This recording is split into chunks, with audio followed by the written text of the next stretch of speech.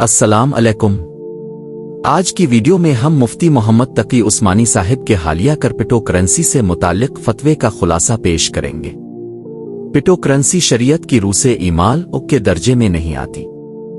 اسی بنیاد پر انہوں نے بٹ کوائن، ایتھریم، USDT اور دیگر کرپٹو ٹوکنز کی خرید و فروخت اور ان کے ذریعے اشیاء خریدنے کو بھی ناجائز قرار دیا ہے۔ فتوے میں یہ بھی واضح کیا گیا ہے کہ چاہے اسے crypto currency, virtual currency, token stable coin کہا جائے۔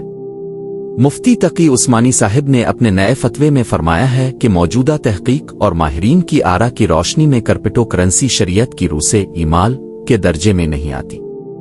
البتہ یہ بات یاد رکھنا ضروری ہے کہ یہ ایک معتبر دینی رائے ہے، جبکہ اس مسئلے میں بعض دیگر اہل علم کی مختلف آراء بھی موجود ہیں۔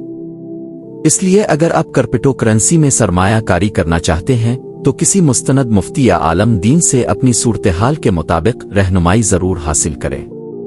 اللہ تعالی ہمیں حلال رزق عطا فرمائے اور ہر مشتبہ معاملے سے بچنے کی توفیق دے۔